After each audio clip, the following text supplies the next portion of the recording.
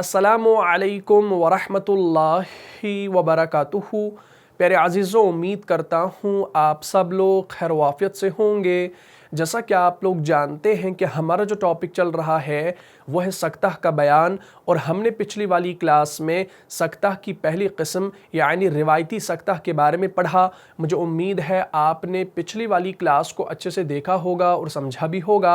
अगर अभी तक आप में से किसी ने उस क्लास को नहीं देखा है तो यहाँ पर जो आई का बटन शो हो रहा है इस पर आप क्लिक कीजिए और उस वीडियो को शुरू से लेकर आखिर तक देख लीजिए, और सवाब की नीयत से वीडियो को ज़्यादा से ज़्यादा शेयर भी कीजिए। तो आज की क्लास में हम सक्तह की दूसरी किस्म यानी दिरायती सक्तह के बारे में जानने वाले हैं। लेकिन इस किस्म को शुरू करने से पहले मैं रिवायती सक्तह को मुख्तसर यहाँ पर दोहराना चाहता हूँ ताकि आपके जहन में पिछला वाला टॉपिक ताज़ा हो जाए और आप आज की इस किस्म को यानी दिरायती सक्तह को बआसानी समझ पाएँ। हमने पिछली क्लास में जाना था कि सक्तह के मुतालिक 4 बातों का जानना ज़रूरी है। अगर वो 4 बातें आपको मालूम हो जाती हैं तो ये सक्तह का टॉपिक समझना आसान हो जाएगा। और वो 4 बातें कौन सी थी? सबसे पहला, सक्तह का माना क्या है, इसकी किस्में कौन सी हैं, इसके मवाक़े कौन से हैं और इसका हुक्म क्या है। तो सक्तह का माना हमने बयान किया था कि सांस तोड़े बगैर ज़रा सी देर के लिए ठहरना, ज़रा से देर के लिए खामोश हो जाना, वो सक्तह कहलाता है। फिर हमने सक्तह की 2 किस्में आपके सामने बयान की थी, और वो 2 किस्में कौन सी थीं? सबसे पहली किस्म जिसे कहा जाता है लफ्ज़ी सक्तह और दूसरी मानवी सक्तह। तो ये 2 किस्में हमने बयान की, लेकिन लफ्ज़ी सक्तह को हमने पिछली क्लास में नहीं पढ़ा। क्यों? क्योंकि उसका बयान इंशाअल्लाह शेखैन के इख्तिलाफ में आएगा, इसलिए हमने लफ्ज़ी सक्तह को छोड़ दिया था। लेकिन हमने मानवी सक्तह को जो है प्रोसीड किया था, उसको पढ़ा था। और मानवी सक्तह किसे कहा जाता है? जो माना के लिहाज से 2 कलमों के दरमियान कुछ इन्फिसाल करने के लिए किया जाता है, यानी इन्फिसाल से मुराद यानी जुदा करने के लिए किया जाता है। बात समझ आ रही है ना?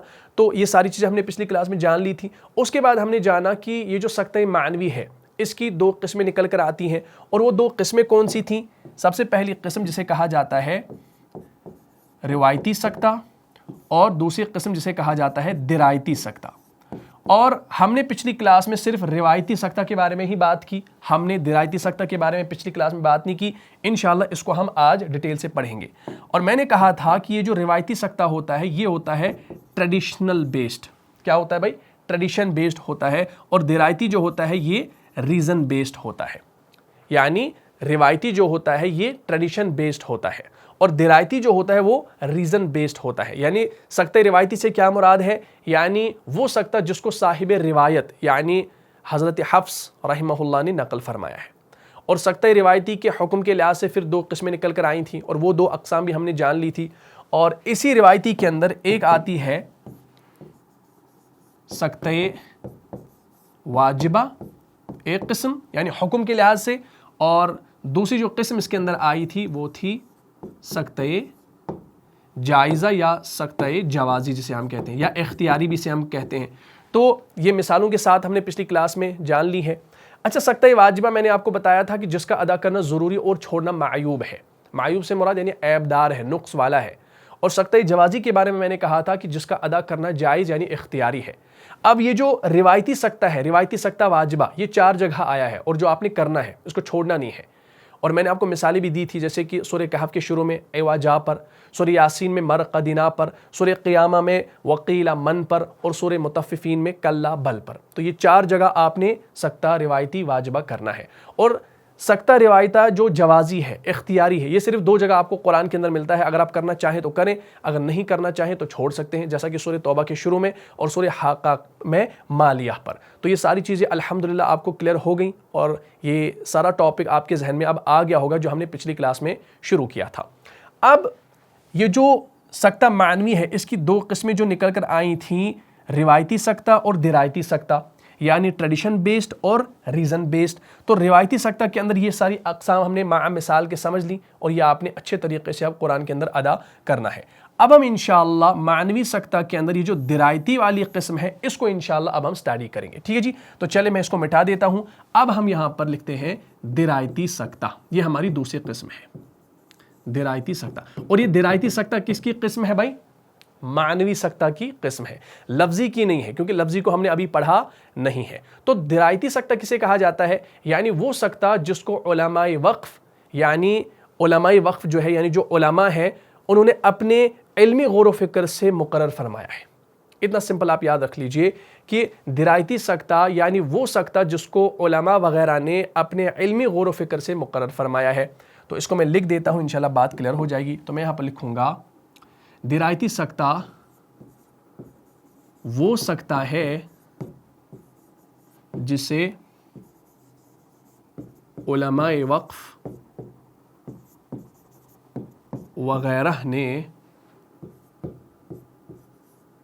اپنی علمی غور و فکر سے، اپنی علمی غور و فکر سے، کیونکہ یہ ٹریڈیشن بیسڈ نہیں ہوتا بلکہ یہ ریزن بیسڈ ہوتا ہے، یعنی یہ علماء نے اپنے علم کی بنیاد پر، غور و فکر کی بنیاد پر ترتیب دیا ہوتا ہے، ٹھیک ہے جی۔ تو ہم نے کہا کہ وہ سکتہ ہے جسے علماء وقف وغیرہ نے اپنے علمی غور و فکر سے مقرر فرمایا ہے، مقرر فرمایا ہے۔ سمپلی آپ اس کو اپنی کاپی پر نوٹ کر لیجئے اور اس کو یاد رکھ لیجئے۔ درایتی سکتہ وہ سکتہ ہے جسے علماء وقف وغیرہ نے اپنی علمی غور و فکر سے مقرر فرمایا ہے، لہذا سکتہ درایتی کو روایت کی نیت سے نہ کرنا چاہیے۔ اس کو بھی لکھ لیجئے، یہ بڑا امپورٹنٹ ہے۔ لہذا سکتہ درایتی کو روایت کی نیت سے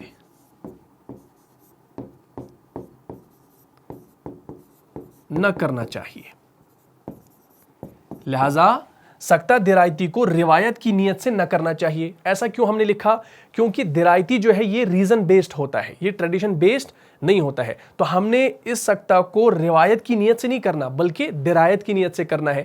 یعنی سکتہ درایتی جو ہے ایسا وقف ہے یا ایسی خاموشی ہے جو علماء نے اپنی علمی سوچ اور تحقیق کے بعد مقرر کیا ہے، یعنی یہ کسی روایت یعنی حدیث یا قرآن کی تلاوت کے طریقے پر مبنی نہیں ہے بلکہ علماء کے غور و فکر کا نتیجہ ہے۔ اس لیے جب ہم قرآن پڑھتے ہیں تو اس سکتہ یعنی اس وقف کو روایت سمجھ کر نہیں کرتے بلکہ علماء کی وضاحت کے مطابق کرتے ہیں۔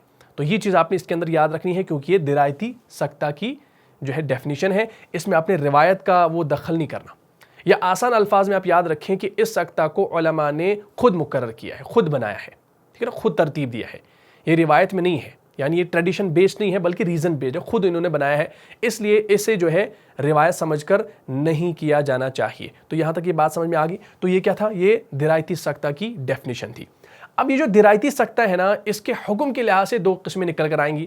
جس طریقے سے روایتی سکتہ کی دو قسمیں آئی تھیں حکم کے لحاظ سے، ایک تو جوازی اور واجبہ، ٹھیک، اسی طریقے سے درایتی سکتہ کی بھی حکم کے لحاظ سے دو قسمیں نکل کر آئیں گی، اور وہ دو قسمیں کون سی ہیں ان کو انشاءاللہ نوٹ کر لیجئے۔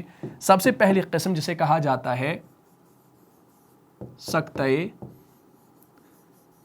لطیفہ، اور دوسری قسم حکم کے لحاظ سے اس کی آئے گی سکتہ طویلہ۔ اب اس طویلہ سے آپ کو سمجھ میں آ رہا ہوگا، آپ نے عربی کے اندر ایک صفت پڑھی ہوگی، طویلن، لمبے کو کہا جاتا ہے، جیسے کتاب طویل، ایک لمبی کتاب۔ تو طویل کسے کہا جاتا ہے؟ لمبے کو کہا جاتا ہے۔ تو سکتہ طویلہ سے کیا مراد؟ یعنی لمبا سکتہ۔ آپ فی الحال یہ یاد رکھیے گا۔ اور لطیفہ جو ہے نا، آپ اردو زبان کے اندر لطیفہ کہتے ہیں مذاق کو، جوک کو، لیکن یہ اس معنی میں یہاں پر نہیں ہے، یعنی یہ قصر کے معنی میں یہاں پر استعمال ہوا ہے۔ تو انشاءاللہ ابھی میں آپ کو یہ سمجھا دوں گا۔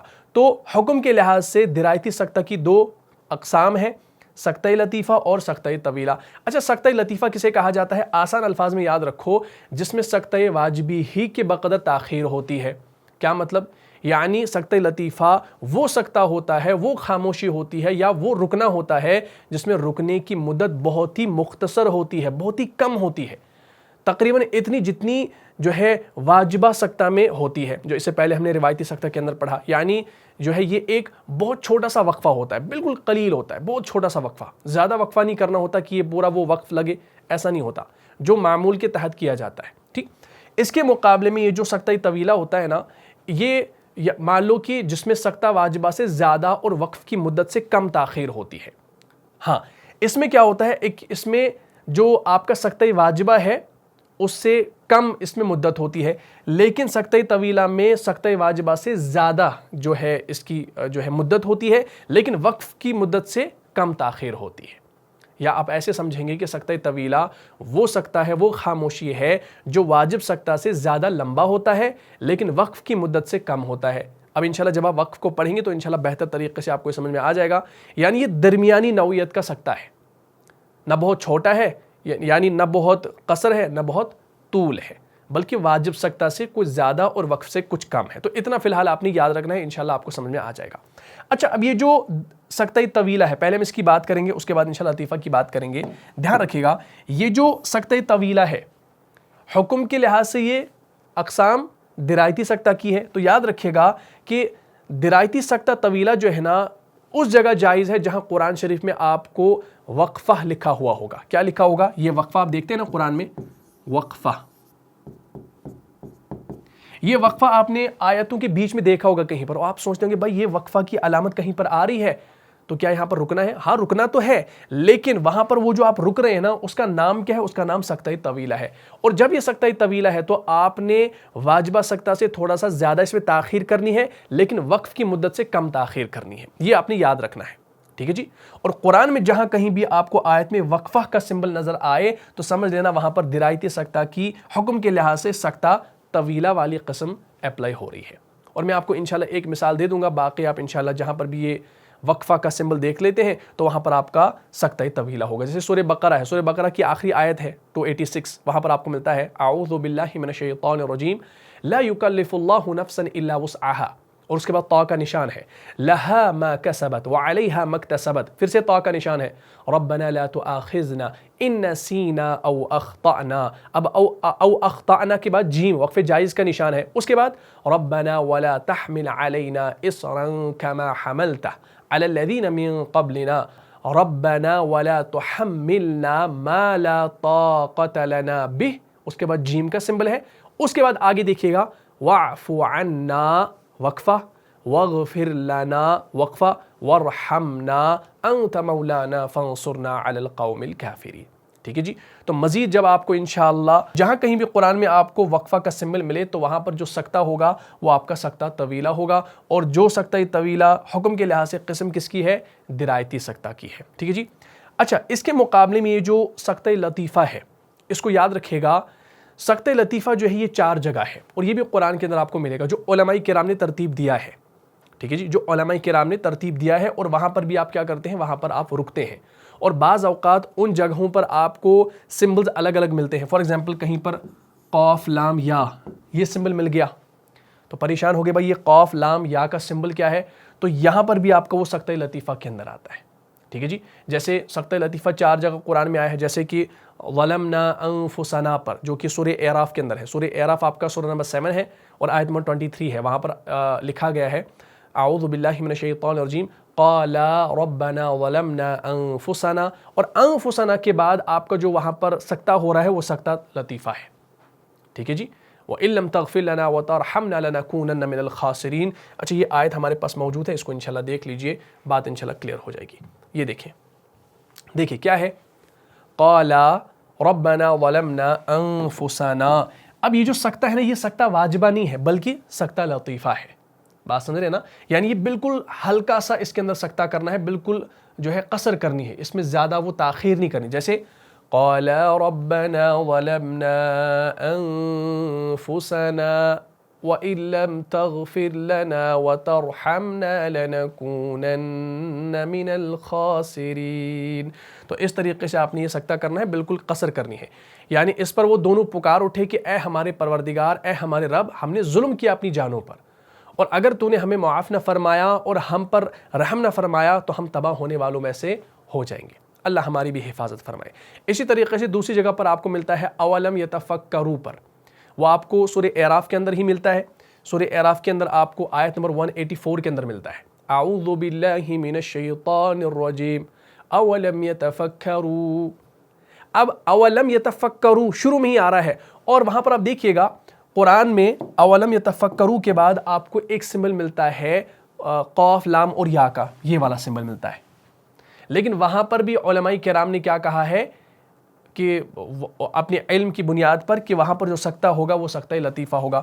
تو ہمارے پاس آیت موجود ہے, اس کو انشاءاللہ دیکھ لیجئے, بات کلیئر ہو جائے گی. دیکھیں قرآن میں تو آپ کو وہاں پر سکتہ ملے گا, لیکن اصل کہیں پر اگر آپ کوئی اور قرآن دیکھیں گے تو وہاں پر آپ کو قاف لام یا کا سمبل ملے گا, معنی سیم ہے. دیکھیں اولم یتفکروا, اور آگے کیا ہے, آگے پھر سکتہ کا نشان ہے. لیکن یہ سکتہ آپ کا سکتہ جو ہے واجبہ نہیں ہے, جو ہمارا ٹریڈیشن بیسڈ کے اندر آتا ہے, یعنی یہ روایتی سکتہ نہیں ہے بلکہ یہ درایتی سکتہ ہے.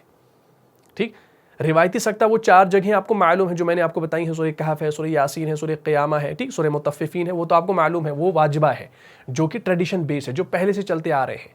ٹھیک ہے نا.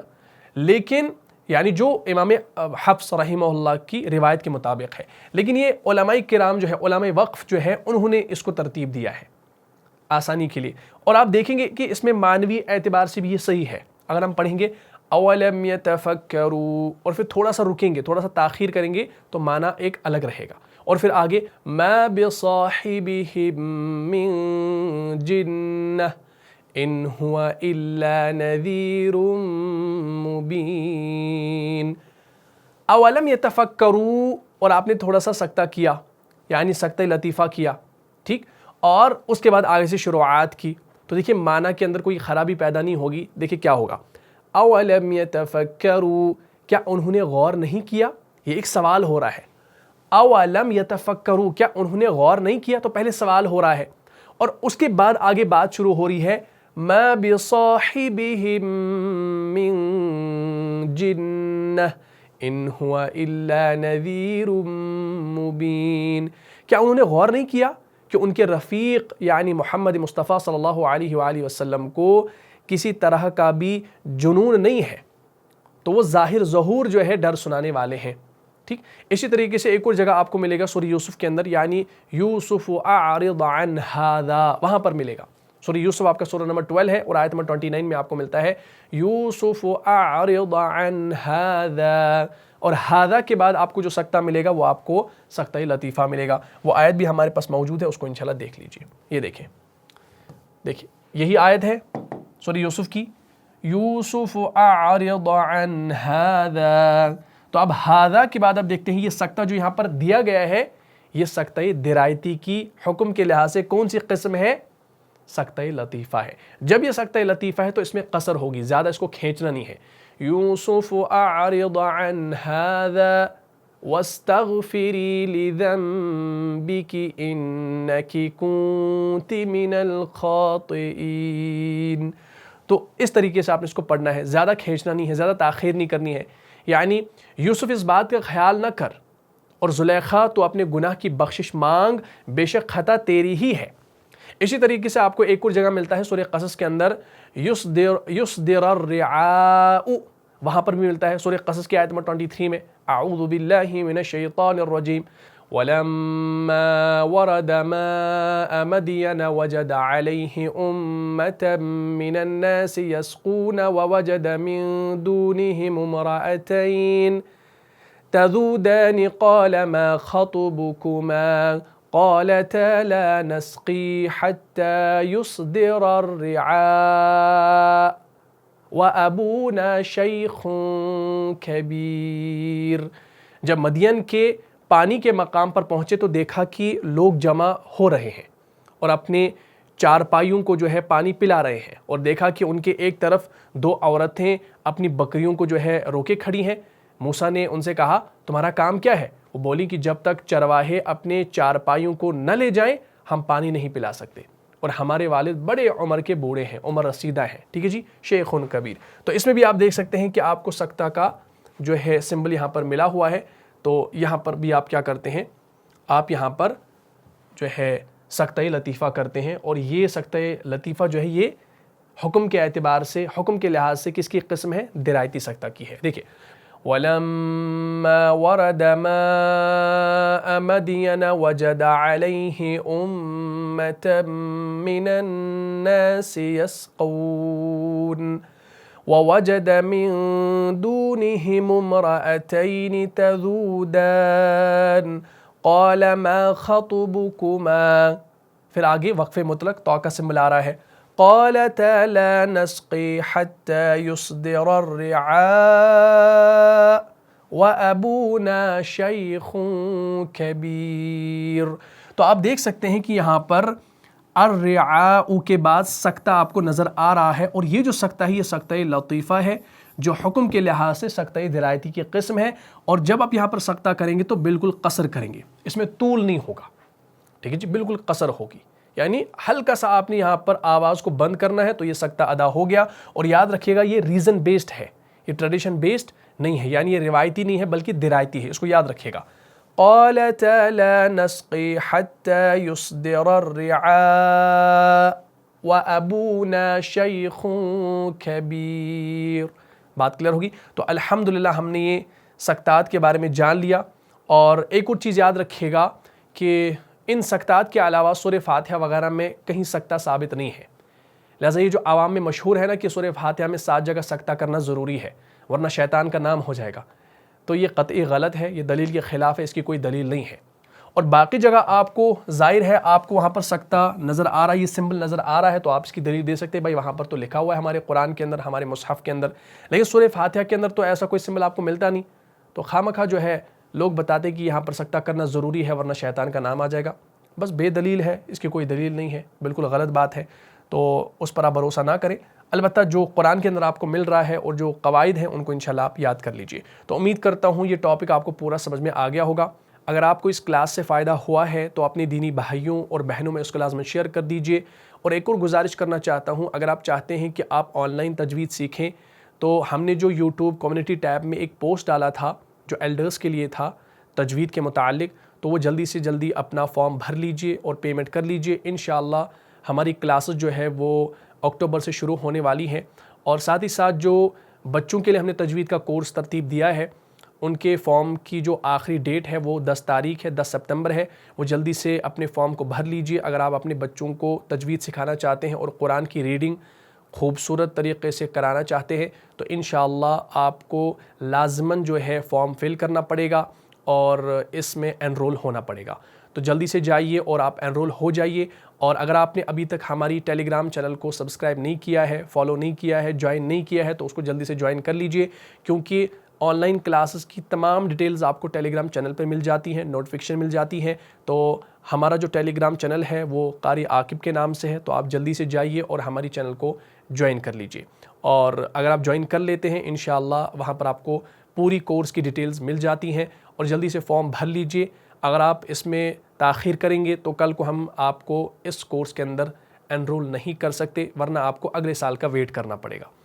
آلریڈی بہت سارے لوگ ہمارے پاس پڑھ رہے ہیں، اسی حوالے سے عربی گرامر کے تعلق سے اگر میں بات کروں، عربی گرامر بھی بہت سارے لوگ ہمارے پاس سیکھ رہے ہیں، تقریباً 80 کے قریب جو ہے سٹوڈنٹس ہیں جو مختلف ممالک سے تعلق رکھتے ہیں، اور وہ مختلف جو ٹائمز ہے ان میں عربی گرامر کو زوم کلاسز پر پڑھتے ہیں، 1-2 گھنٹے کی کلاس چلتی ہے، تو آپ کو بھی چاہیے کہ آپ اس میں جوائن ہو جائیں۔ تو جلدی سے فارم بھر لیجئے اور اس کورس کا حصہ بنیے۔